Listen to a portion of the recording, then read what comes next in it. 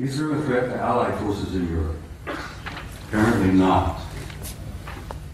They concluded that the planet Earth and the human race had been under some kind of survey or observation going on for hundreds, if not thousands of years. They concluded in 1964 that there were at least 4 different groups coming here, observing us, surveying us, analyzing us, closely watching us, what we were up to, what we were doing. They concluded that there did not appear to be a military threat involved because the repeated demonstrations of incredibly advanced technology demonstrated to us that if they had been hostile or malevolent, there was absolutely nothing we could do. If they were evil in their intent and they were hostile toward us, it would have been over a long time ago. So, the conclusion was there were 4 different groups involved. They had been coming here for a very, very long time. Apparently, they were not malevolent or hostile. The question was, what the hell are they doing here? Why are they here? And why are they interested in us? Well, they did not know in 1964 what their agenda or their motives were. And I will tell you honestly and frankly that even today, our authorities, our senior military, our national security people, still don't totally grasp what their motives are, what their agendas are. Well, this study in 1964 was simply a beginning for me. As I said, I was never quite the same again. As I jokingly say, I used to be a normal human being. And after I read that study and launched on my 45 years of research, I lost all aspects of normality. I will be frank and tell you that over the years of my study and the material that I've learned and gathered has brought about in me a complete destruction of my old world view, my old world paradigm, the world view that I held since I was a kid, growing up. Everything made sense, I knew why we were here, where we were going, what was taking place. After I spent 45 years on this, it all collapsed around my knees. That was the destructive aspect of my personality. That was the part that changed me completely from the kind of human being that I had been before into the kind of human being I am today. Ladies and gentlemen, I'm totally alienated. No pun intended. I've said in a couple of interviews and briefings and such, I have had for many, many years a love-hate relationship with the human race. One moment I love you, the next minute I hate your guts. One minute I adore you for your potential and the beauty of your music and your literature and your art, and the next minute I'm saying, to hell with all of you, blow them up, let them blow themselves up, clean the planet off, get rid of them. It's part of the struggle of having lost your old worldview when your old paradigm collapses around your knees. So the man standing in front of you here today is literally a human wreck as compared to what I used to be. But I feel pretty good about it. I lost all my old illusions. I opened my eyes and I saw the future. And I'm very happy about what I've seen.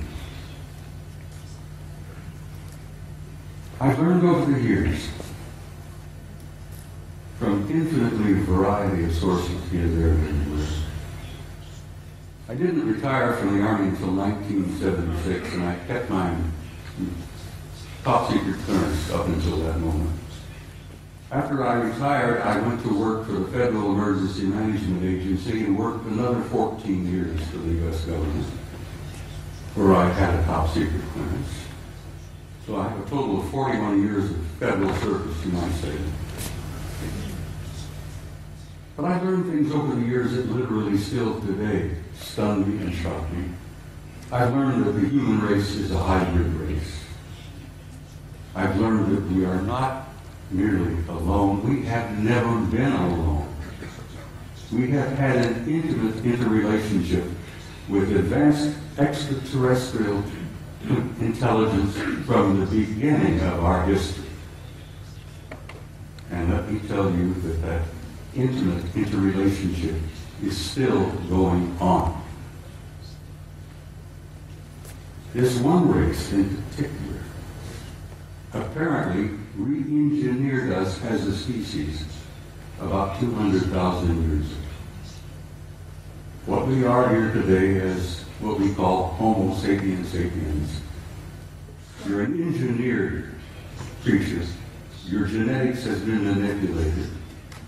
You're not the same that you were, and you are not the same of what your children and grandchildren and great-grandchildren will be in the next 100 years.